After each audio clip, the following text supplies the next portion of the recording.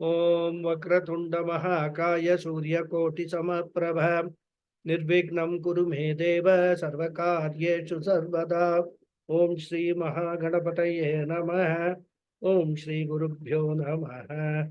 Harihi Om Sadashiva Samarambham Shankara Acharya Madhyamam Asmadacharya Paryantam Vande Guru Paramparam Matmat Gurubhyo Namaha. श्रुतिस्मृतिपुराणानाम् आलयं करुणालयं नमामि भगवत्पादं शङ्करं लोकशङ्करं शङ्करं शङ्कराचार्यं केशवं बादरायणं सूत्रभाष्यकृतौ वन्दे भगवन्तौ पुनः पुनः ईश्वरो गुरुरात्मेति मूर्तिभेदविभागिने व्योमवद्व्याप्तदेहाय दक्षिणामूर्तये नमः। ओम श्री मेधा दक्षिणामूर्ति स्वामिने नमः। ओम सहनाववतु सहनौ भुनक्तु सह वीर्यं करवावहै तेजस्विनावधीतमस्तु मा विद्विषावहै। ओम शांति शांति शांति। हरिः ओम श्री गुरुभ्यो नमः। हरिः ओम। Namaste once again, everyone. So before we start, usual request, please record your name in the chat box for me to mark the attendance. Okay. Jagrat swapna sushuptishu sputataram yosau samujrimbhate pratyagrupataya sada mahamaham इत्यन्तस्फुरन्नेकदा नानाकार विकार भागिन इमान् पश्यन्न हन्ति मुखान् नित्यानन्द चिदात्मना स्फुरति विद्धि स्वमेतं हृदि. So, after the topic of negation of Panchakoshas was completed, the Guru told the student that whatever remains after the negation is Sakshi, witness in the form of consciousness, in the form of knowledge, which is known as Atma. Then the Guru went on to describe this Atma as self-effulgent, distinct from five koshas, witness of the three states of experience, Jagrat, Swapna and Sushupti, yet changeless, untainted by any association, and always of the nature of fullness. And he stated that this Atma should be known as oneself by one who is capable of Viveka. And this is the most important thing. It is not just sufficient to know about there is some entity called Sakshi, which is Atma, which is, having all these qualities, etc. The culmination of Advaita Vedanta philosophy is that Atma, that consciousness should be known as oneself. I am that Atma. That is the culmination of the teaching. So, on hearing this explanation by the Guru, the student raised a logical and valid question. And he said that when these five koshas have been negated, he does not see anything. There is nothing existing except the absence of anything. Everything is what he experiences. Student says, I see only blankness. And therefore he raises a doubt whether there is indeed any vastu to be known as oneself by one who is capable of viveka. Is the blankness that vastu, the student asks. And the Guru, of course, very happy that the student has raised this question. It shows that the student has not only got a sharp intellect, but he is also following the teaching very closely.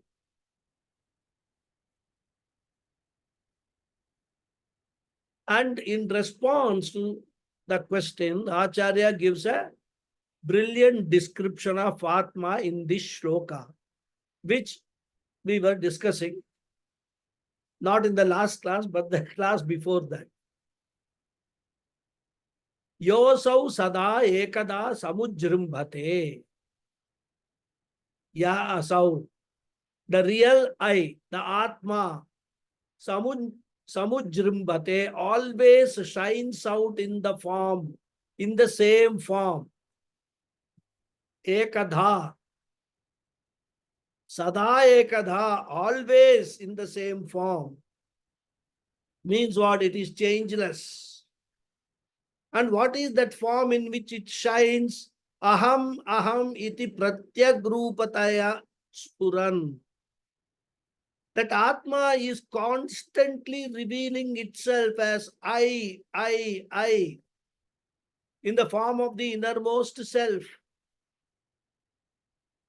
And when does it do? Of course, we have already said, Sada Ekada, always. He says, to be more specific, Sputataram Jagrat Swapna Sushuptishu. Very clearly in the waking, dream, and deep sleep state. Up to this, we saw in the previous class. Then he says, Aham Dhimukan Iman. Aham Dihi means Ahankara thought. The Aham Vritti, the I thought. Why? Because we constantly say, isn't it? I went here, I went there, I saw this, I saw that, I did this, I did that. I is predominant in all our conversations. There is a constant I thought. And here Mukhan means etc. Etc. What refers to? It refers to Mamakar. And the world of thought also. What is that? This is a wall, this is a laptop, this is a table, this is a cell phone. These are all mine. He is my son, she is my wife. All that mamakara, mine, endless world of thoughts which are nana akara vikara, of different manifold shapes. Because every thought will have a different configuration in keeping with the object perceived. Ghatavritti will have ghatakara vikara. Patavritti will have patakara vikara. Laptop will have laptopkara vikara. So when the thought is formed, the thought is based upon the shape of the object that we are perceiving. And they are of different shapes, different sizes. Therefore, nana akara vikara, thoughts of different configuration. Vikara means changes. And this implies another thing also. Not only there are varieties in the thoughts, the thought itself keeps on changing. One thought does not remain continuously. As even I am talking, every word generates a relevant thought in your mind. And the next word, another corresponding thought. And not only that, all the words joined together form a sentence. So you understand sentence 1. Then the next sequence of words forms sentence 2. Therefore, every thought is different and the thoughts are also continuously changing. So he says, Nanakara Vikara Bhaginaha. Bhaginaha means endowed with variety and change. There are so many thoughts. You can't even count them. And Atma witnesses all these thoughts. So what is the essence of the third line? My real nature, which is pure consciousness, reveals all the changes all the time, but that itself remains changeless. It transcends time and space. Thus, consciousness is transcendental, absolute reality, paramarthika satyam. Whereas all anatma, including my body, mind, sense complex, exist within time and space. And whatever is within time and space is called empirical reality, vyavaharika satyam. So body is empirical reality, consciousness is the absolute reality, reveals all the changes in the empirical reality. Then the fourth line, Nitya Ananda Chidatmana Spurati. Again, further description of this Atma. What is it? Nityaha, it is eternal. Anandaha, of the nature of happiness. Because Atma is in the nature of happiness, and that is why we are all interested in that, isn't it? Suppose we are taught, okay, Atma is consciousness, it is changeless, it is the witness. All that we are told. We'll say, okay, very good, yeah, I understand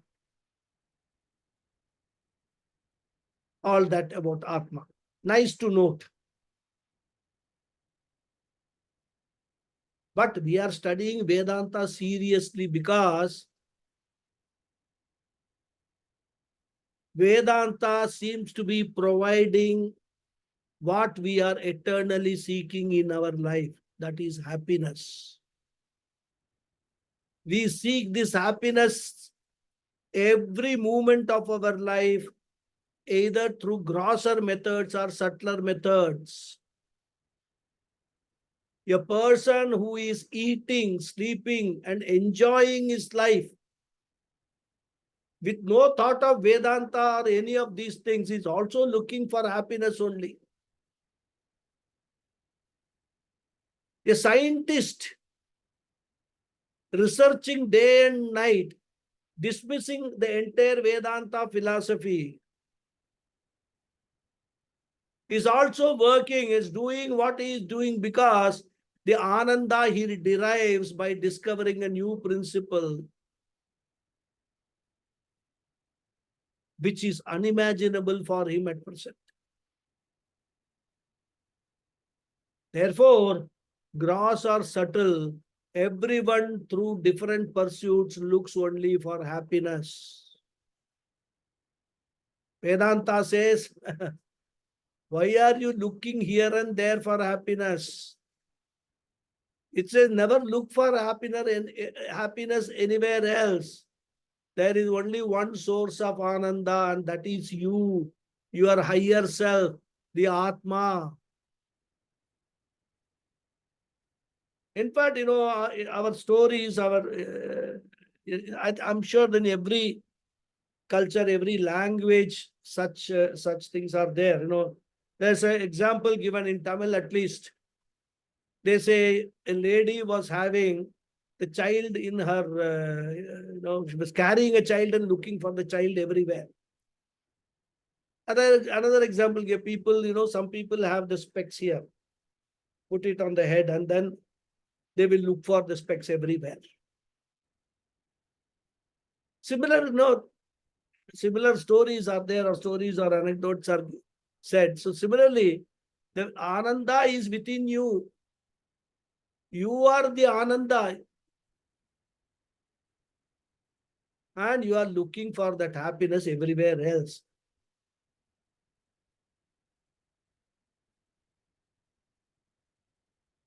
So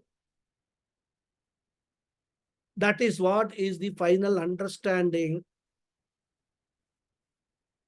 that you are the real source of happiness. And of course, we discussed about all this when we discussed discussed Anandamaya Kosha. You can recall all those discussions.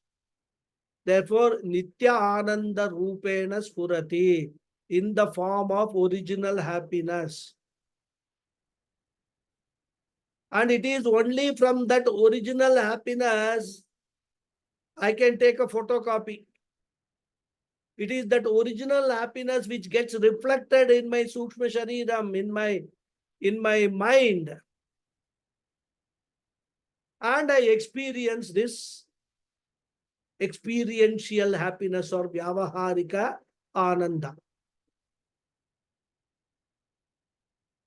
So I adjust the mind. In the mind, the original Atma gets reflected, and the reflection is formed, which I enjoy. Now that reflection comes and goes. From where that the reflection comes, it is coming within me only. The original is with me. I am the original. It's incorrect to say the original happiness is with me. It is not with me. I am. Original happiness is me. Original consciousness is me. And when that original consciousness and that original happiness gets reflected in my antakaranam, I am able to be happy and do all. I become sentient, and I am able to do all that I am doing in all my Jagrat, Swapna and Sushupti Avastha. I know it's very difficult to believe this. I am the consciousness, I am the happiness. Don't try too hard. As we go along, slowly, it will unfold. And the biggest advantage is once you completely assimilate this knowledge that I am the source, I am happiness, and whatever happiness I am experiencing is nothing but my own reflection, you will stop looking for happiness in objects, in external objects. Atmani eva atmana tushtaha, says Krishna in Bhagavad Gita. You don't need anything to be happy. You will be happy on your own.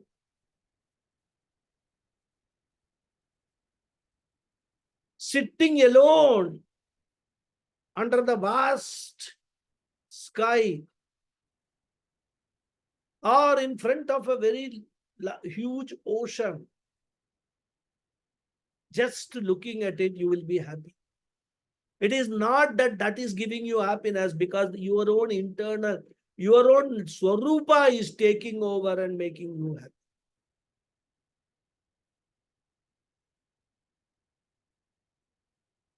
So, Nitya Ananda Chidatmana. Chit means consciousness, Atmana means in the form of. So, in the form of pure consciousness and pure happiness, I, the Atma, am always available. That is my real nature. Spurati. It shines all the time self-evidently. Tam etam hridi swam vidhi. Tam etam, this Atma, hridi, in your heart, swam, as your own self, vidhi, may you know. Again, we have seen this when we discuss the Panchakoshas. Atma is within Vijnanamaya Kosha in the form of witness of thought. and within the Anandamaya Kosha in the form of witness of blankness, Karana Sharira. And as a witness, it is available in the Hridayam. Hrid means heart. Here, heart, of course, indicates the entire Antakaran. Heart, mind, intellect.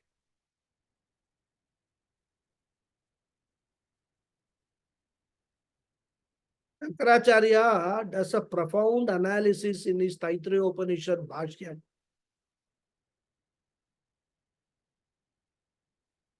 Brahmanandavalli, Taittiriya Upanishad, it says Satyam Jnanam Anantam Brahma. It defines Brahman as Satyam, Jnanam and Anantam. And says, Yo Veda Nihitam Guhayam Parame Vyoman. So, Yo Veda Nihitam Guhayam. So, he says that Atma or pure consciousness is available for discovery in the heart, that is, in the mind. According to the scriptures, the original place of the mind is not the brain. That is what the scientists claim. Mind is in the brain. But according to the scriptures, the original place is the heart. And therefore, Hridi. So may you know in your heart that this Atma as your own self. And therefore, may you also know that you cannot know this Atma by objectification. The only way of knowing this Atma is by claiming that I am the Atma.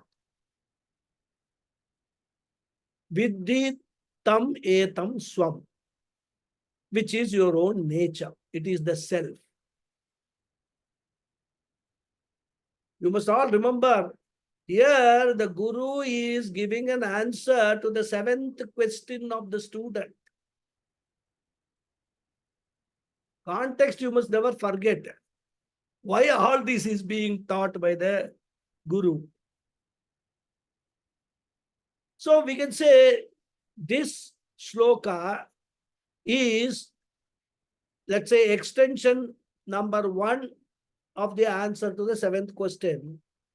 And the 7th question was completed in the 60th verse. So from shloka 61 to 65, the first aspect Guru has dealt with, where he has pointed out that the essential nature of every individual is the consciousness principle. Now, let us enter the extension number 2, which is still more profound.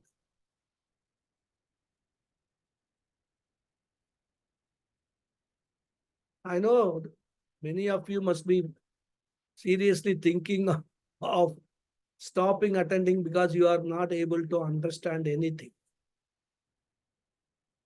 If you look at it, it is not difficult to understand. But if you find it difficult, it is understandable. Because Shankaracharya, unlike Tattva Bodha and all in Vivekachudamani, has gone deep into the subject matter of Atma Vidya. Tattva Bodha was a very simple text. Contains the essence of the whole teaching, no doubt. But here Adi Shankara has gone more deep into it. And therefore, I can warn you, fasten your seat belt for another round of intellectually challenging and thought-provoking discussions.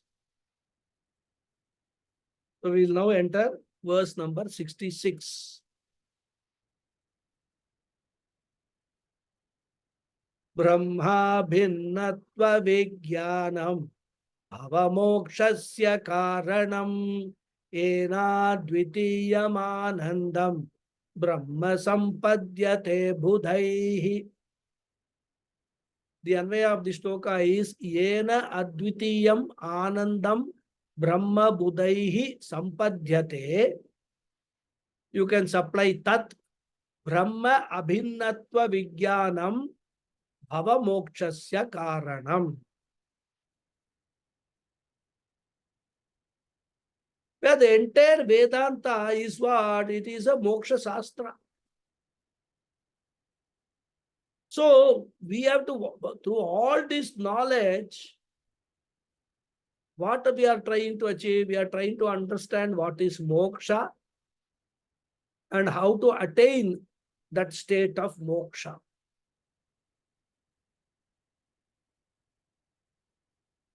And that he is slowly now starts revealing. We'll see the word meaning. Yena, by which. Advitiyam, non-dual. Anandam, happiness. Brahma, Brahman. Budhaihi, by wise people. Sampadyate, is gained. Tat Brahma Abhinnatva Vijnanam. That knowledge of the non-separateness from Brahman, Bhava Mokshasya, for release from samsara, Karanam is the cause. So that knowledge of the non-separateness of the self from Brahman, by which Brahman of the nature of non-dual happiness is gained by wise people, is the means for release from samsara. So as I said, this is extension number 2.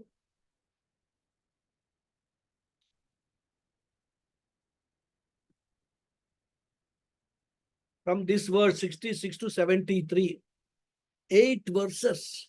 In fact, original lot more is there, but Swami Paramatmananda ji has selected these 8 verses, which are again all profound verses. And what is the message going to be in the second stage? Here, Shankaracharya is borrowing from the Upanishad. Of course, Bhagavad Gita students also knows. Krishna himself said, this is all not my teaching. It is all Upanishadic teaching which I am passing on to you. We must all remember that no Acharya has invented this teaching. It is not some pure speculation, but by one of the philosopher Acharyas. All the traditional Acharyas in the Parampara have extracted the message from only original source, which is called Veda or Vedanta.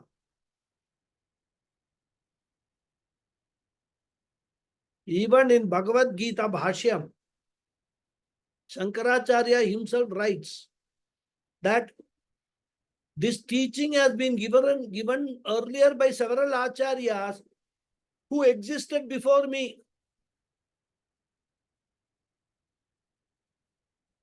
But since I found that many of those commentaries they have written may be little difficult for people to understand, I am writing this commentary to make it more easy for people to understand. And that is necessary also. Because as time goes by,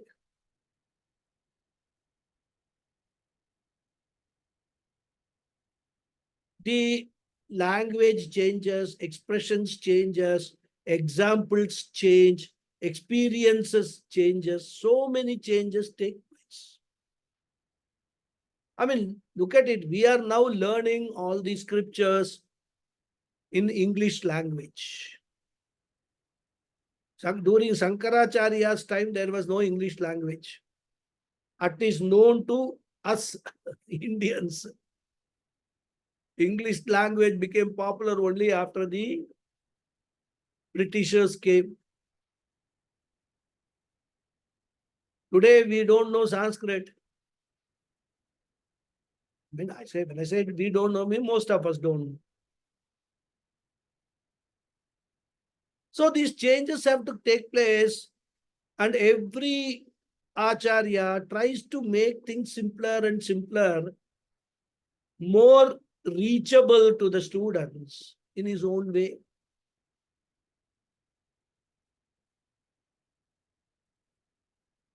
Because people say, oh, Advaita means Shankaracharya. Very wrong perception.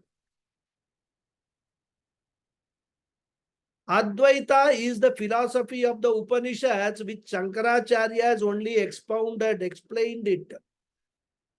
It is not Shankaracharya's own philosophy, which he himself says, this is not my philosophy. This is nothing but I have extracted from Upanishads and the previous teachers before me.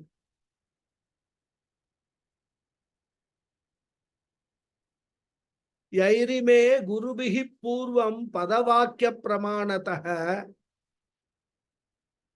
व्याख्याता सर्ववेदांताः तान् नित्यं प्रणतोस्म्यहम्. He starts that I am offering my prostrations, my namaskarams to all the gurus who have gone before me.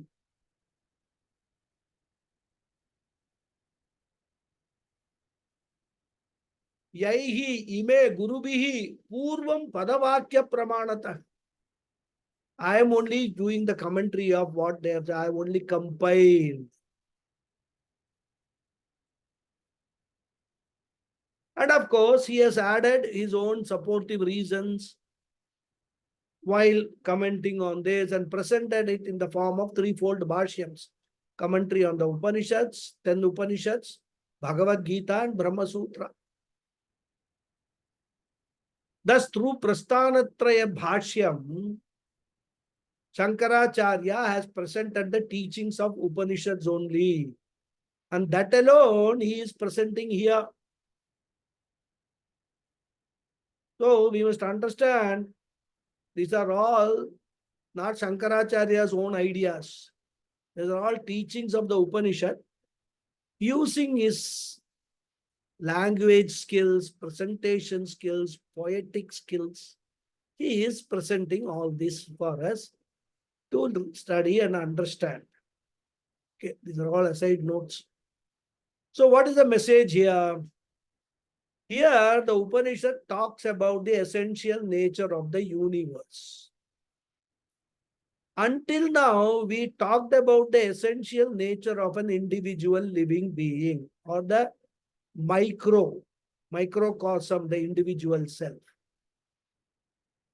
Now we are entering into the universal self. We said the individual self, the Atma, is changeless. Now here, what is being said that the universal self, the essential nature of the entire cosmos, which includes all the living beings other than me, and also all the non-living beings, including the galaxies, including time and space, the essential nature of all of them is also changeless.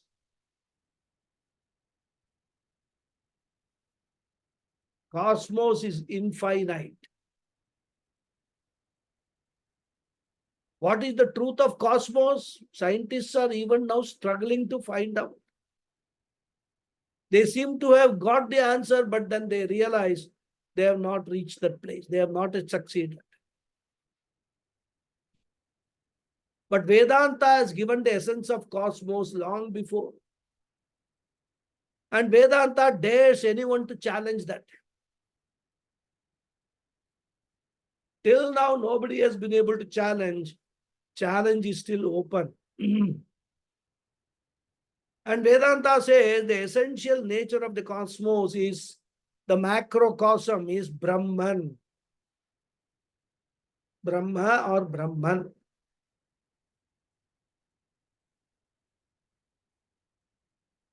The word Brahma, which is got a short A. If you put a long A, it will become Brahma, which means Brahmaji. Must not get confused. Many people have this misconception.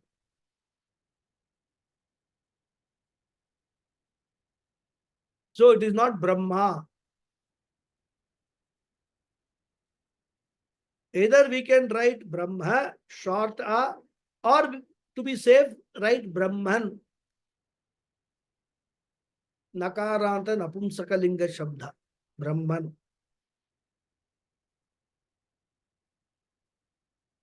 Normally, all Acharyas use the word Brahman to avoid confusion. So in these slokas, the Upanishad says, Brahman is the universal self, the essence of the entire cosmos. And in the previous portion, we said Atma is the essence of every individual. Now we are saying Brahman is the universal self, the essence of the entire cosmos. Then in the next level, we will say that the universal self, the essence of the macro, and the individual self, the essence of the micro, both are one and the same indivisible principle. That will be the third level. That will complete the Vedanta teaching. First level, individual self is talked about. Second level, universal self is talked about. In the third level, the oneness of the individual and the universal self is talked about, which means what? It is Advitiyam, Advaita is talked about. It is one and the same. And in Vedanta terminology, first level we talk about Atma. Second level we talk about Brahman. And at the third level, Atma Brahma Aikyam is talked about. And in the Upanishads, there are several statements which give this Aikyam, the oneness of the individual self and the universal self, which statements are called a Mahavakyam. Mahavakyam is not a long sentence. Mahavakyam means it's the sentence loaded with the absolute truth. There are several Mahavakyams and we keep repeating some of them again and again. Aham Brahmasmi is a Mahavakyam. Tattvamasi is a Mahavakyam. In Tattvamasi, Tat means that universal self behind the entire universe, the essence of the universe. And Tvam, you, the individual self behind your body, mind, sense complex. Asi, both are one and the same. And if the student has traveled along with the teacher and the student responds, making the teacher happy, not disappointing the teacher. Student says, Aham Brahmasmi. So, this is going to be the development. We have already seen the Tvam Padartha. We are now entering the Tat Padartha. And later, Asi Padartha will come. That is how the teaching is going to progress. So now, with this background, let us look at this sloka. Brahma Abhinatvam Abhinatva Vijnanam Bhava Mokshasya Karanam. Brahma Abhinatva Vijnanam. Vijnanam means knowledge. Abhinatva means oneness. Non-separateness of oneness with Brahma. Brahma means the universal self, the truth of the universe. And here we have to supply the truth of the individual self, the Atma. So we can rephrase this sentence, Atma Brahma Abhinnatva Vijnanam. the knowledge of the non-difference between I, the individual self, and Brahman, the universal self, is the ultimate knowledge we are aiming at. So all the previous four portions, all the answer to all the 7 questions, they are only introductory. They are only launching pads. This threefold extension alone is the teaching. What is the reality, the real nature of yourself? What is the real nature of the universe, cosmos? And what is the relationship between these two? That means what? There is no difference. They are one and the same. In Sanskrit, it is called Tatparyam.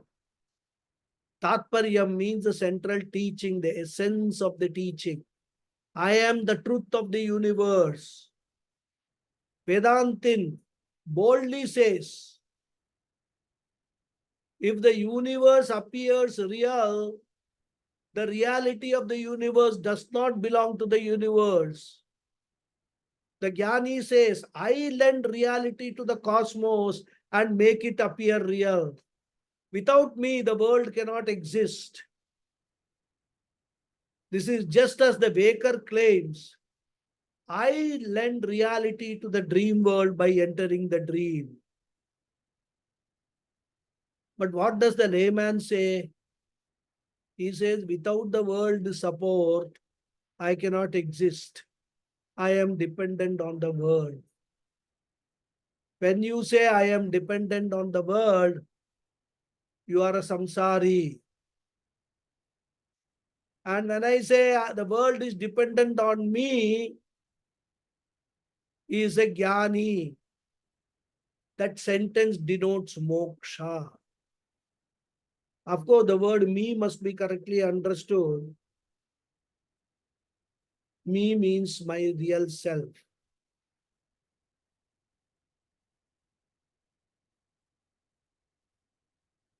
That's a jnani.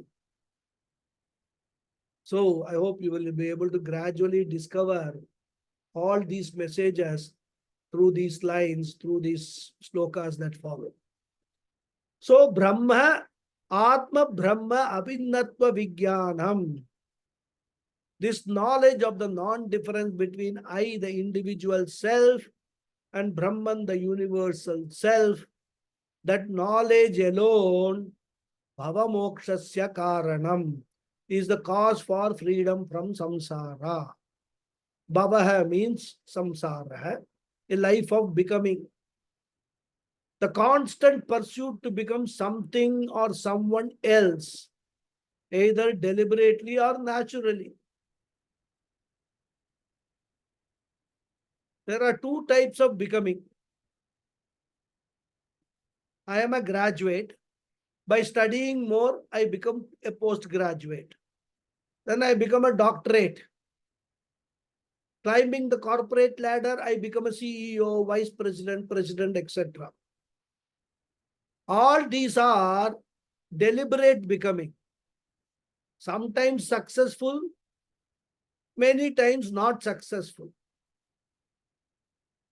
And second type of becoming is, I am becoming old, which I did not deliberately become, but it happened in spite of my struggle to stay and appear young. Thus, life is a continuous struggle of deliberately or naturally becoming something or the other. This is a helpless situation, and this is called samsara. But bhava moksha means transcending the life of becoming. Whenever we say becoming, it implies that I exist within time and space, empirical existence. And through this Brahma Abhinnatva Vijnanam, I transcend that empirical existence. I become absolute existence and show my thumb to the time principle. I show my thumb to Yamaraja, Yamadharmaraja. Yamadharmaraja comes and stands before me. I say, welcome, welcome. I am not scared of you.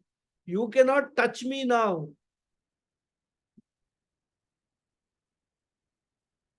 I am beyond time and space. You can only touch those entities which are within time and space. My body, mind, sense complex is within time and space. Take it away. I am not the body, mind, sense complex. I don't lose anything by your taking my body away from me. Even if you take my body, I will continue to exist in the form of pure consciousness. So if time is Yamadharma Raja, a Jnani challenges Yama. He is not afraid of time. Therefore, Bhavamokshasya means freedom from becoming, freedom from Punarapi Jananam, Punarapi Maranam cycle. Karanam means the cause or the means. We can add the word eva, only means. Bhavamokshasya karanam eva. So only means for freedom from samsara. This is the all message of the Upanishads, mind you. But some people claim that in Kali Yuga, bhakti alone gives liberation.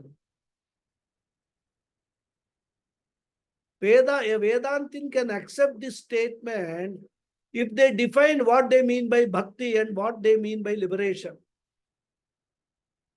If by bhakti it means this knowledge, then we say yes, bhakti gives liberation. If bhakti means anything else, it will not give liberation. That bhakti will only prepare the mind for going for jnanam, for knowledge, but it will itself never give liberation. If by liberation they mean param shantim, nitya ananda, then we can accept that it will give liberation, but not otherwise. Veda is very, very clear. Not at one place, so many places. Purusha Suktam, it is said, Tamevam vidvan amrita iha bhavati nanyaf pantha vidyate yanaya. Na anyaf pantha vidyate ayanaya. For reaching the final goal, there is no other path. So we don't have many paths for liberation. There is only one way. If you don't believe it, Veda says, okay, go and try all others and then finally come to me. Therefore, Atma Brahma Bhinnatva Vijnanam Eva Bhava Mokshasya Karanam. Then he says, Yena Advitiyam Anandam Brahma Sampadyate Budaihi. Yena Vijnanena, by this knowledge, Brahma Sampadyate Budaihi. Budaihi means the wise people. The wise people attain oneness with Brahman. Sampadyate, attain. So the Acharya implies here that this knowledge is not yet explained. Where is only the introductory sloka, only the headlines, what is going to follow. News in detail will follow. And he also implies that I am going to give you this knowledge. And he says that through this to be given knowledge, one can attain oneness with Brahman. Brahma sampadyate budaihi. Brahman is attained by a jnani. And what type of Brahman? He says, Advitiyam, which is non-dual, which is one absolute reality without a second. And not only that, Anandam. Anandam means who is the embodiment of Ananda.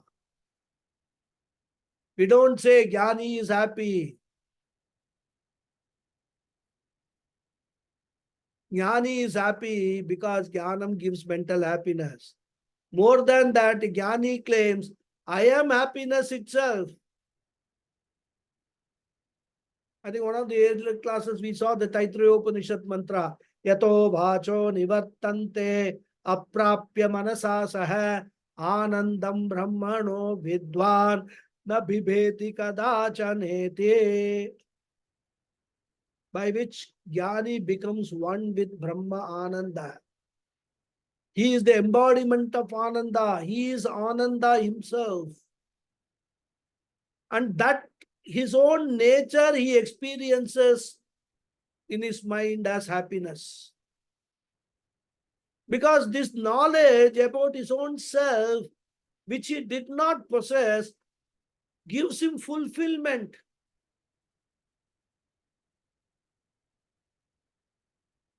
Aham Purnaha. Whatever is there in the cosmos, I am that. Cosmos exists because of me. Why am I have been running behind small things? I want this, I want this, I want this. All that I have been wanting is me only. Once he discovers this fulfillment, this Purnatvam,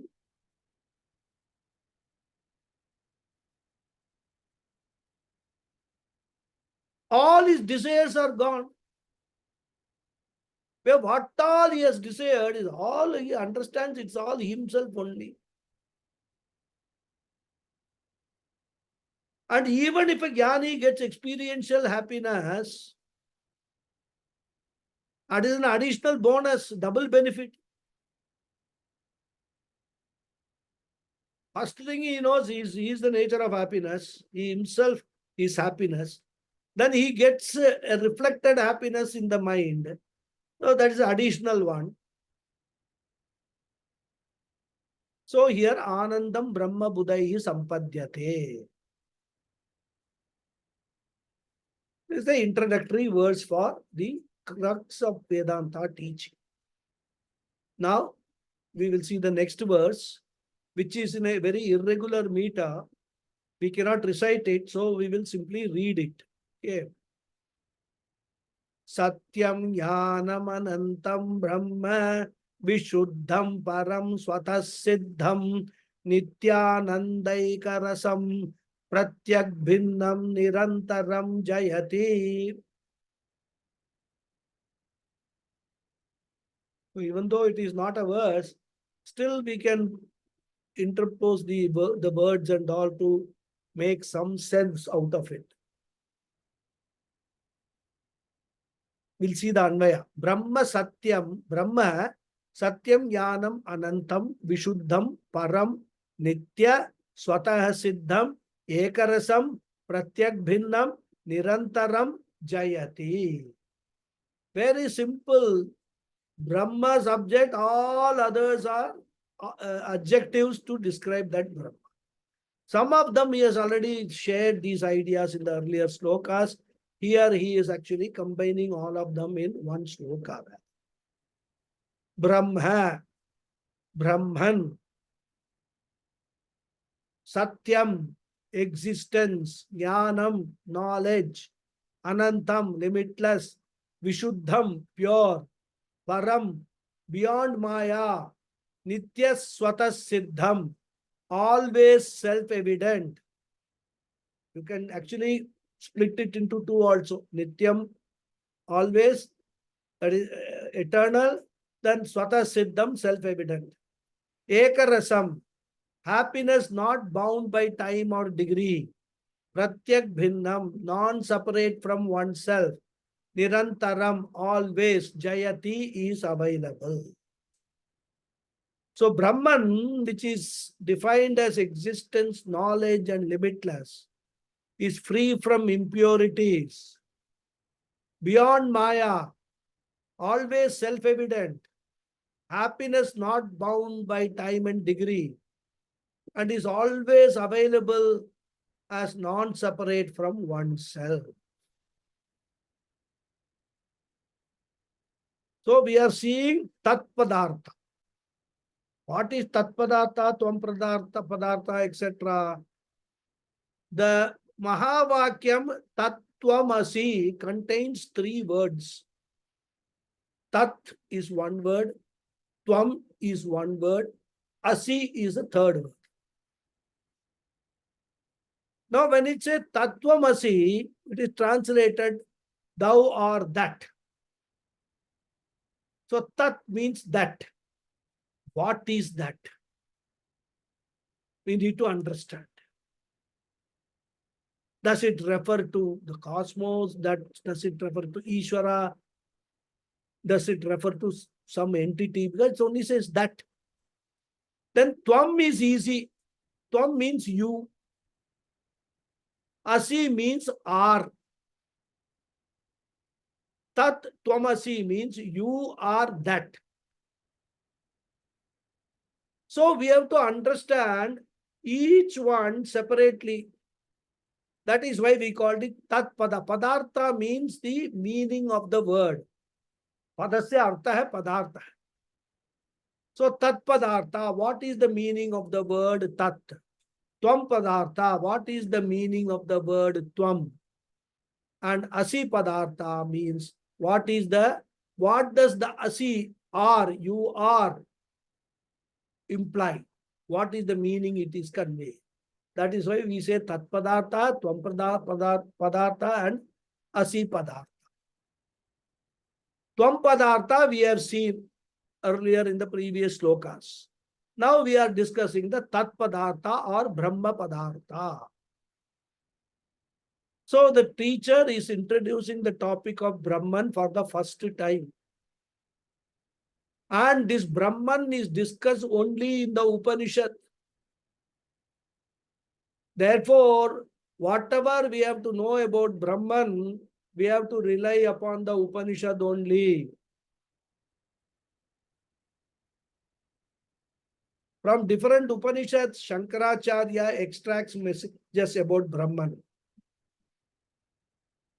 More specifically from Taittiriya Upanishad and Chandogya Upanishad. Chandogya Upanishad 6th chapter is called Sadvidya. Based on that, Shankaracharya here gives the nature of Brahman. He gives both the Swarupa Lakshanam, that is Brahman's nature as it is, and Tatastha Lakshanam, Brahman's nature as understood from the point of view of the world. And that is called Tatastha Lakshanam. More we will see in the next class.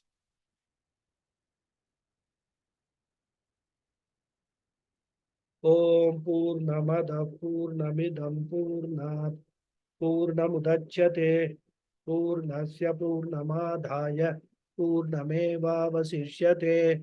Om Shanti Shanti Shanti Hari Om Shri Hari Om. Thank you all very much. Thank you very much, Guruji. If anybody Namaskaram, Guruji. Namaskaram. Anybody has been unable to record the attendance, please send me a message that you are in the class. Okay.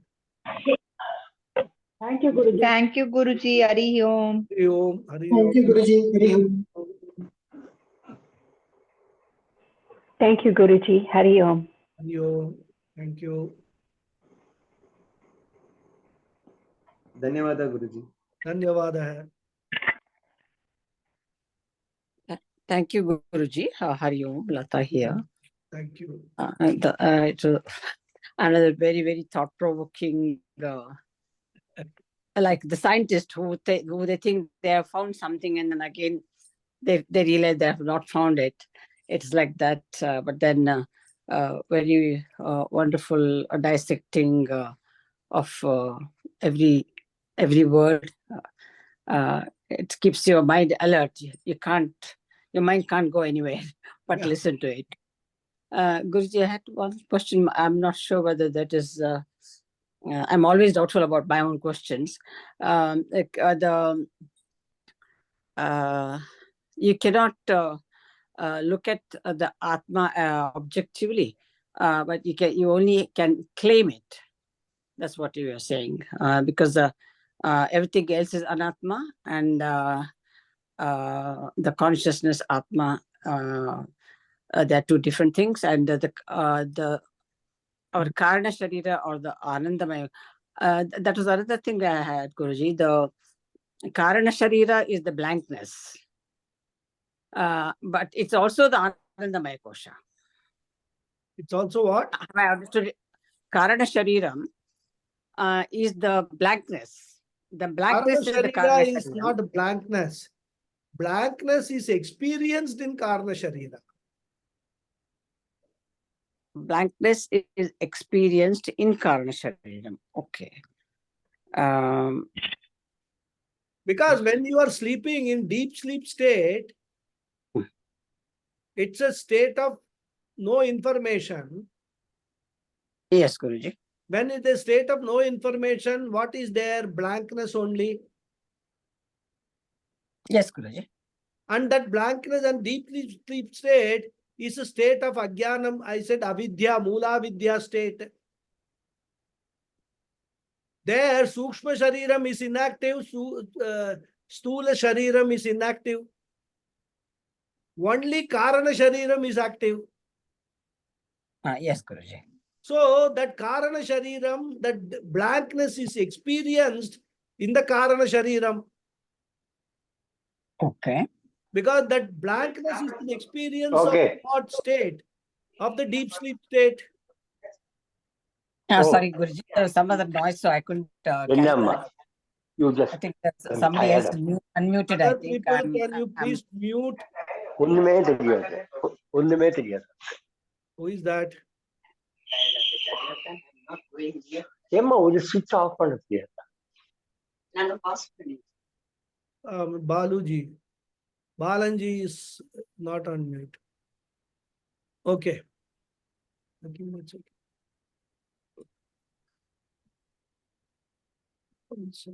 Yeah. So as I was saying, when we talk of Karana Shariram, when is the Karana Shariram active? Karana Shariram, of course, is always active, right? All three states, Karana Shariram is active because all the Punya Papas are all getting accumulated in the Karana Shariram. But in deep sleep state only, we understand that there is a Karana Shariram. Right. Puna Shariram, you can see, feel. Sukshma Shariram, you can infer.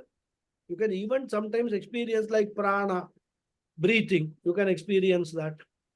But Karana Shariram is not to be seen at all.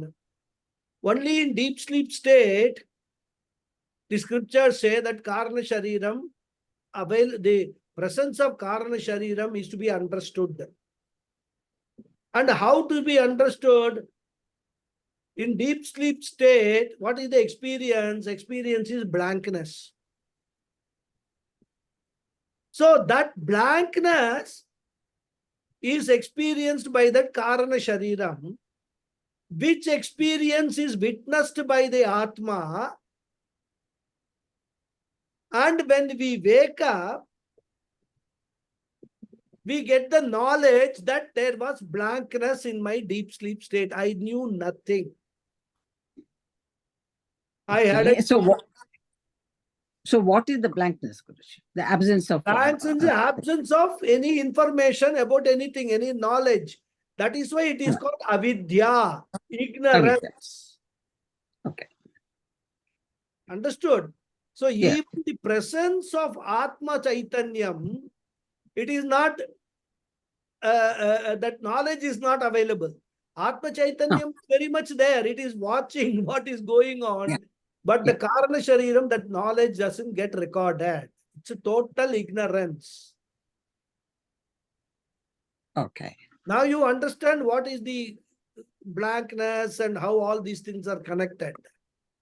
The blankness is experienced because of the Karana Shariram, and which in itself because of the ever Sakshi Atma. Which is known to us that there is blankness. How do we know there is blankness? There has got to be somebody Yeah. who sees the blankness, who witnesses the blankness, correct? Yeah. One who knows that there was blackness is the Sakshi. Is the Sakshi. Right. Yeah. So that way we can understand, we can even establish that even in the Sushupti Avastha, when everything else is completely resolved, the Sakshi remains witnessing 24/7. The Sakshi is there witnessing everything. And that blankness is also recorded in the Karana Sharira. That is how we come to know there was blankness. Otherwise, how we will know there was blankness, isn't it? At the time when we are experiencing the blankness in the Karana Shariram, we cannot say, I am experiencing blankness. It is only when you wake up that there was the knowledge that there was blankness also rises in your mind. Right. From So where just like any just like any other Papa Punya getting recorded in the Karana Shariram, the blankness is also recorded. Recorded. So blankness is not absence of any information. Existence of blankness itself is knowledge. Yeah. So whether something is existing or something is non-existing, both are knowledge only.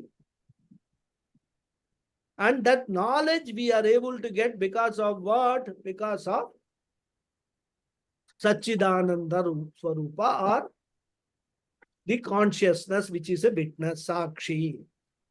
Okay, Guruji, thank you very much for this subtle clarification. Yeah. Another question that I had is we have to. Can I have one word related to this question?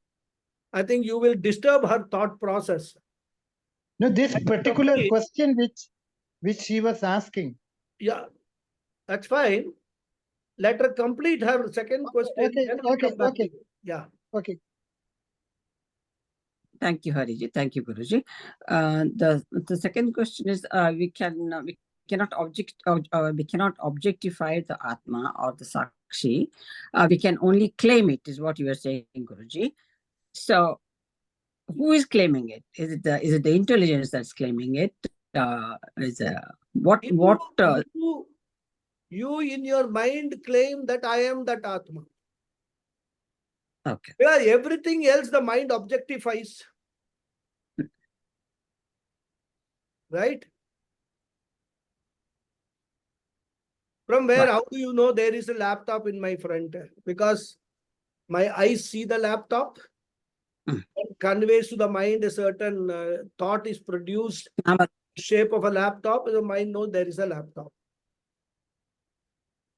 So for the mind, there has to be a vritti, a thought has to occur in the mind for the mind to identify an object.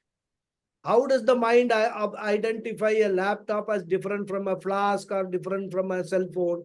Because the different objects, different, Nana, we saw that, right? Because of that. Now, consciousness, how can the mind objectify? Not possible.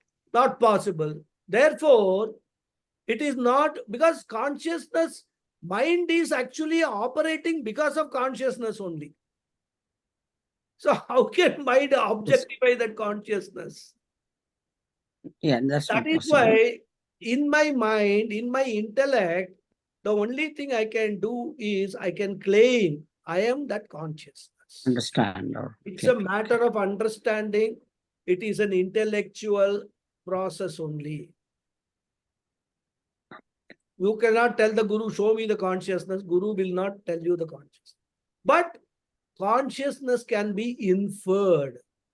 Like for example, I mean, if you go to an electrician and tell how the fan works, he will say supply of electricity. Show me the electricity. Can he show you the electricity? By the fact that you see the fan running, by the mere knowledge that it is electricity which is actually powering the fan, you have to understand that there is electricity. Without electricity, the fan won't work. So by all our activities, by my being sentient, all looking at all living beings, I have to understand that there is this consciousness which is the driving principle. And I am also being driven by that consciousness. Without that consciousness, my existence itself will be not there. So I claim that I am that consciousness. That is my real nature. That is how you claim that you are the consciousness. And once you claim you are that consciousness, then your entire attention, your deha abhimana gets diluted completely. Till now, you are giving a lot of importance to your body, mind, sense complex, isn't it? Going to a beauty parlor, making eyebrows, or men shaving every day. All that you are doing. Now your attention is taken away. Oh, this is not my real self. Okay, I am using this body, mind, sense complex. I need to maintain it in good health, functional health. That does not mean that I should do all these cosmetic things for my body.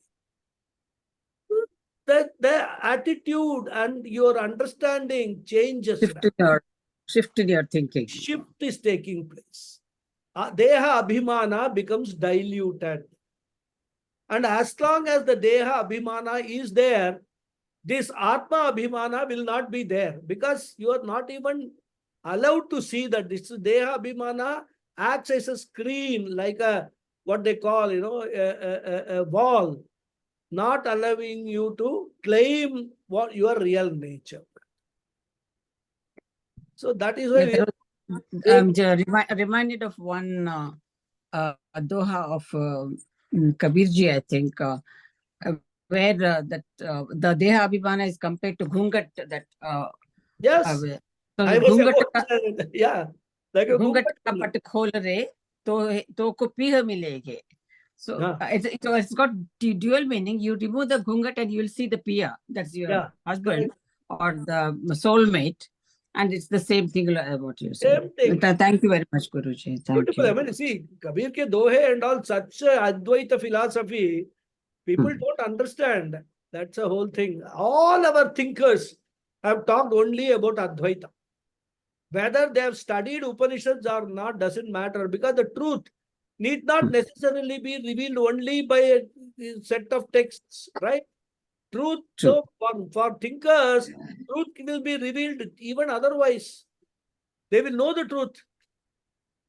So that is what.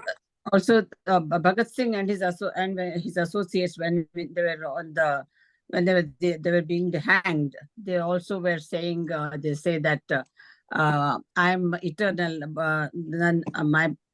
I cannot be burnt. I cannot be. I'm not a bit dried. I cannot be all the. They understood the that. Yeah, beyond deha. So you can take away my body, but you cannot take away my spirit, as this saying goes. Yeah. Okay. Thank you very much, Guruji. Yes, Hariji. Guruji, when we are talking about agitation, that is agitation is mainly it is because of mind and intellect. And during sushupti, deep sleep, we don't have any agitation. Does it not mean that the mind and intellect is absent during the? It means it is absent. They are absent. They are visible. They don't work. It is, and that is the absence of mind and intellect causes the bliss, because we don't have any knowledge at that. Bliss is not a word, because whenever we are using the words in Vedanta, we have to be very careful. Bliss is not a word which Puja Swamiji is very happy to use, though many acharyas use the word. You use the word Ananda. Okay, Ananda is the English translation is bliss. There is not English translation. Anandamaya. Because the word bliss also means a superlative experiential happiness. Yeah. Okay. The word I Ananda is understand. not experiential happiness. So Okay. you get into a So problem. When you say bliss, so somebody is looking, doing meditation. Oh, I want to go into bliss. I want to experience bliss. All that is moda, pramoda, that only. Bliss is one of the degrees of happiness, experiential happiness. So when we say Ananda, Ananda is the pure happiness state, which is my reality, my real self. So we should use Ananda rather than bliss. Anyhow, that continue with your no, question. Ananda also means in the deep sleep, is it not? The different kosha, when during the deep sleep we are avaranad by causal body, because the mind is absent, the intellect is absent. Of course, the body, since mind and intellect are absent, we are not able to feel the presence of body during the deep sleep. Yeah. Okay. But that also, that is Anandamaya Kosha. Yeah. It is also experiential happiness only. It is not Swarupa Okay. Ananda. No. I understand. That I get your point. So the absence of mind, and when the mind is there, when the intellect is there, then we have all the problems. So when the mind become extinct, which is the at the self-realized state, then the mind becomes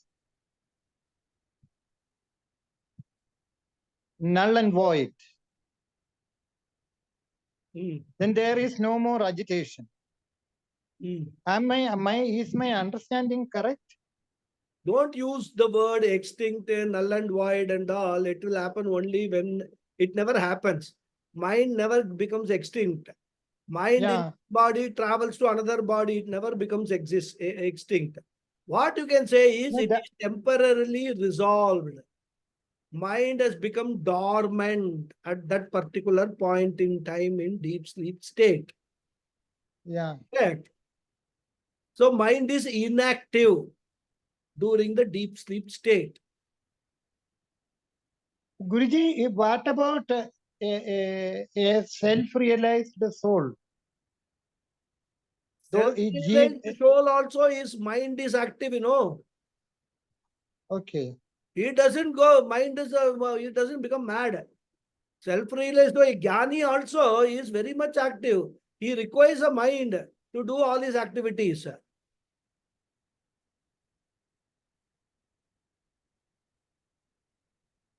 Okay. So don't think that self-realized soul means his mind is gone, intellect is gone. Then all the self-realized souls will be roaming in the streets, tearing their shirts. Why do they? Why are they called as Unmatavat? No. They are called as what? Unmatavat. I don't know. I've never, Vedanta never uses these. You study somewhere else, you hear so many things. And if you ask me questions about things which I have never. This is Unmatavat is in the Atmabodha, is it not? That they are called, they are like, comparison is like a mad person or like a child where they don't have any ego. So if that is the meaning you are understand, you can say Unmattavat. Unmattavat means what? They have transcended their mind. Correct? Yeah. Okay. Yeah. Okay. They have transcended their mind, means they have transcended their identification with the body, mind, sense complex. Okay. In that sense, you can use Unmattavat. But that's not mean necessarily that they go mad. Have you seen Puja Swamiji going around blabbering and all?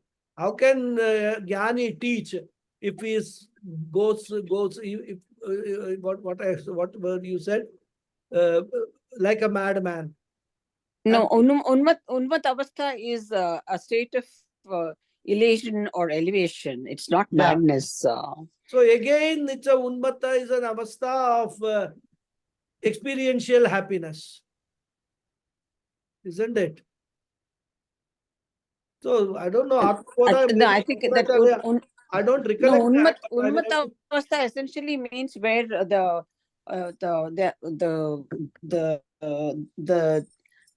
sadhu or the sant is in a state of anandam all the time. Correct. But that is again experiential ananda. Isn't it? And no, Guruji, when they say about the realized person, one who is there it refers to as the anandam of Ananda Brahma. Correct, Ma. Uh-huh. What I am trying to tell you is whenever you are looking at happiness as an experience, it is only a reflection of the original Reflection of the true happiness. real nature. Yeah. Vedanta is not talking, it is teaching you what is your real nature, which is happiness. It is not I think talking in this context about experiential happiness. no, Guruji, yeah. That is what is the difference. We have to understand the words like Unmattavat and all that. If a jnani is jubilant, it is only showing a degree, highest degree of happiness which is experienced. The jubilance does not indicate that his understanding of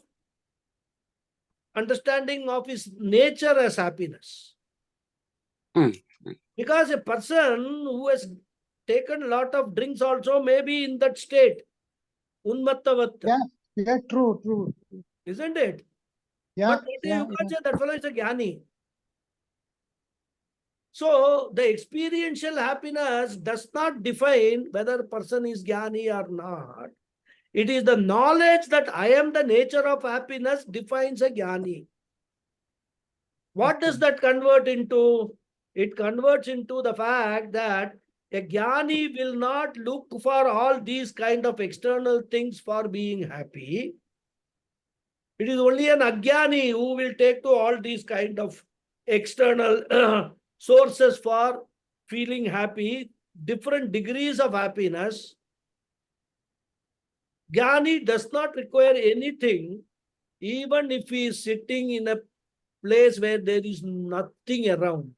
Because he himself is happiness. He knows that I am happiness. I don't need anything to be happy. Right? That is what is the nature. His nature is happiness. That understanding jnani has. That's a difference. Of course, as he says, unmattavat, like a child and all that, it's a innocence. I mean, he said one good thing, ego is diluted. Because all of our problems, his ego is nil. Even as you were telling, they give even a drunk fellow is also compared, because he doesn't have, when he is totally under intoxication, he doesn't have any ego. Yeah. So the people come to help him out and anyhow, okay, these are all extended things. Yeah, these are extended, but what is essence of the teaching is what we have to focus on. Yeah, true, very true. We must differentiate between experiential happiness and nature, true nature as real nature as happiness itself. That is what is the essential of the teaching. That's all. Yeah. Okay, Sulekha ji. Hari Om Guruji. I think that my question has been answered in the last few minutes or so, but I will ask it again. I will ask it regarding the one's nature as Ananda versus the experiential, the experience of Ananda.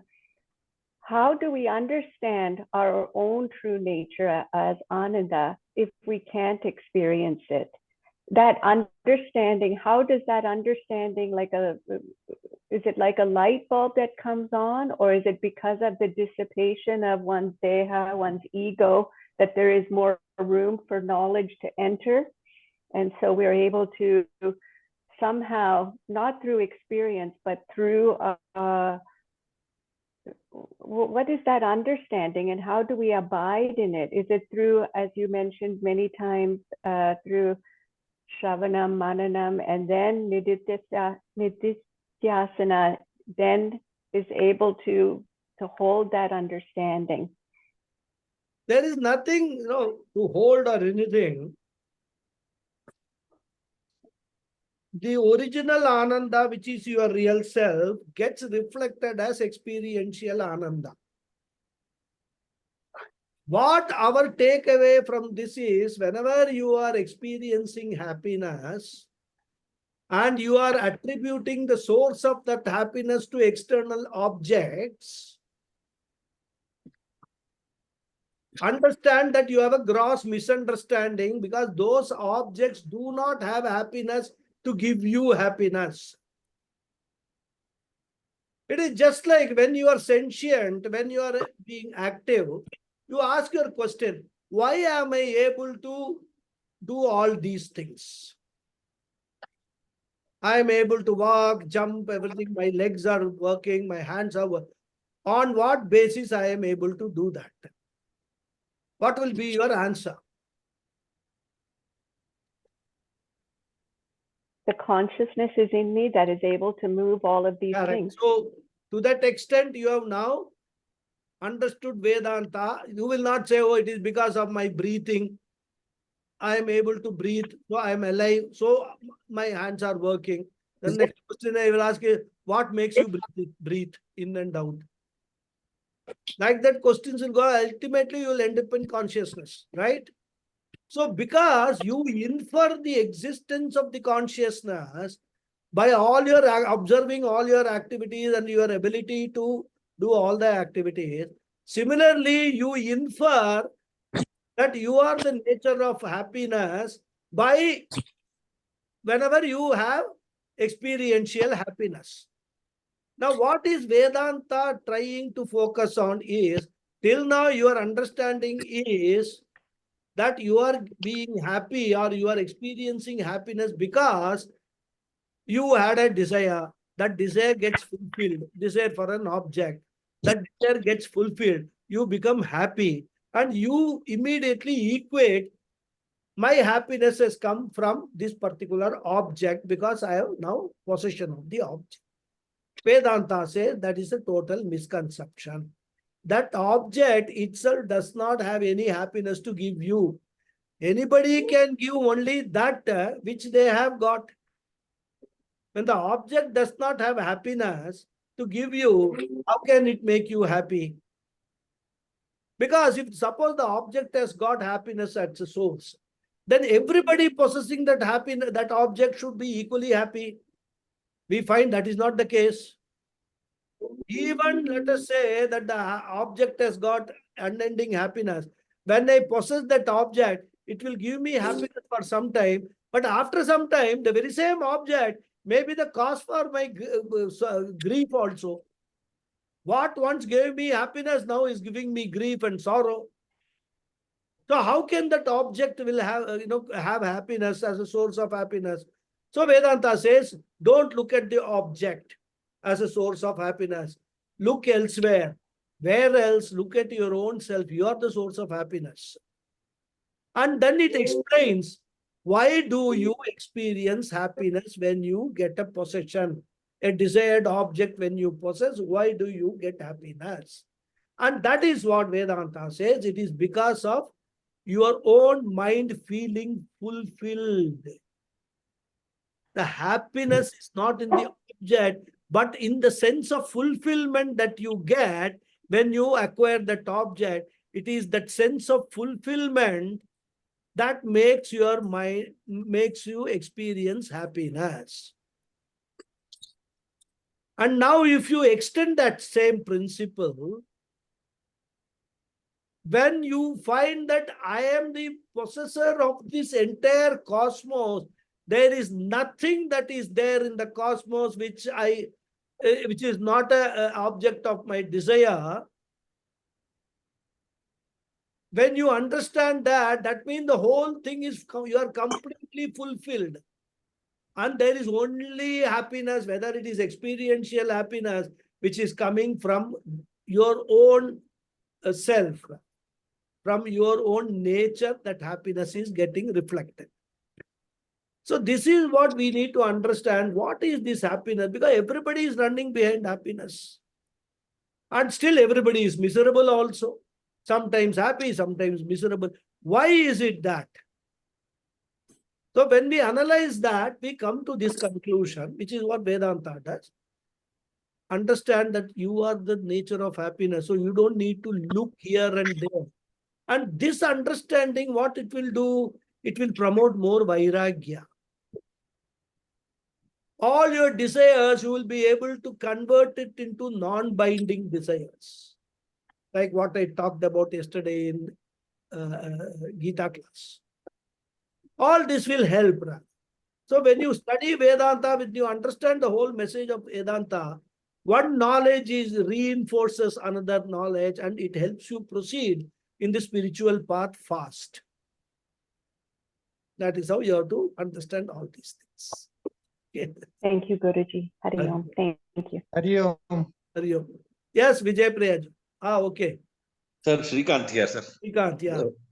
Guruji, I have a comment and a question. Yeah. Probably instead of when we use the word happiness, it is somehow gets related to or converted into objective happiness. Probably what we need to use maybe Purnatvam. Well, When yeah, we are in Purnatvam, right, but then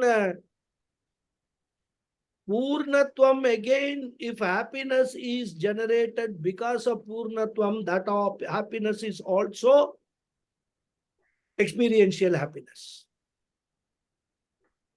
Isn't it? Because Yeah. I'll give you an example. Suppose you are wanting to buy a house. As of now, you have a desire to buy a house because you feel you are apurna insofar as the house is concerned. Now you buy the house. To that extent, relating to the house, you have become purna. You are very happy. Correct? Yeah. So that purnatvam is relative to the house in this case. Suppose you say purnatvam in respect of everything in the world, you may still feel experiential happiness will still be there. But what you have to understand is that experiential happiness is not because of the purnatvam, or the purnatvam is not the source of that experiential happiness. The source of that experiential happiness is your own self.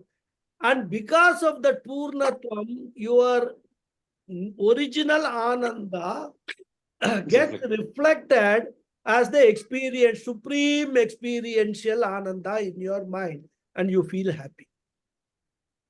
So this is how you have to connect all these messages, independent messages, to understand. All said and done, the source of my happiness is not in the objects which I have been believing to be the source of happiness. I am the source of happiness. That is what is the ultimate message you have to understand. So we have to differentiate between one, which is the source of happiness, another is the reason why the happiness gets reflected, why we have experiential happiness. The reason is Purnatvam. But Purnatvam is not the source of happiness. Source of happiness is me. That is what we have to clearly understand. Guruji, one more question I have. Yeah. This is regarding the Karana Shariram. Anandamaya Kosham. When we are at rest, complete rest, meaning mind is not there, body is also at rest, no activity is taking place in the mind.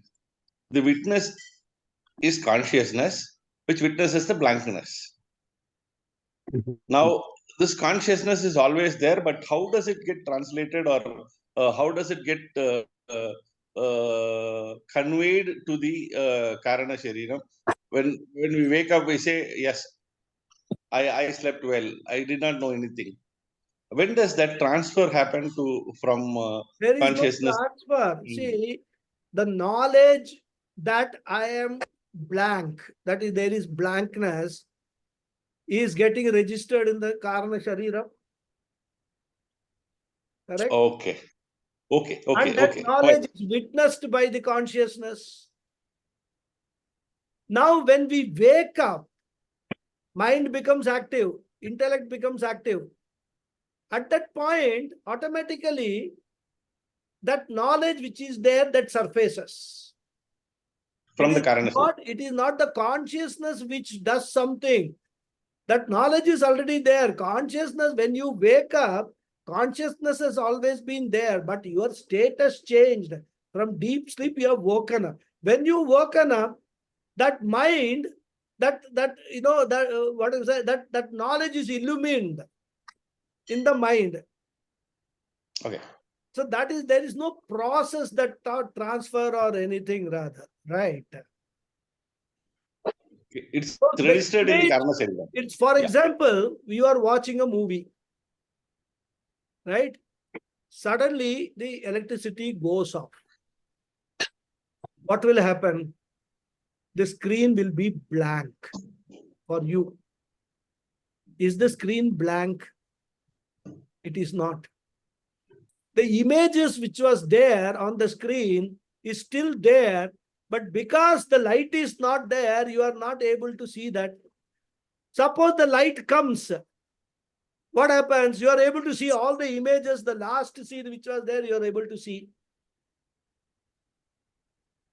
And suppose the projector in the meantime has skipped 2 or 3, what frames, you will see a new image, not that which was left. But the image was always there in the screen. But because of the light of our mind has gone, it had become dormant, it was not able to see. When the light comes, when you wake up, that automatically you see that, that image or that knowledge comes to you. The knowledge was always there. There's no transfer taking place. Thank you, Guruji. Okay, good. Any other question? Anybody else? I've had a good session. So if not, we will see in the next class. Thank you very much. Hari Om, everybody. Thank you. Thank you, Guruji. Hari Om. Thank you.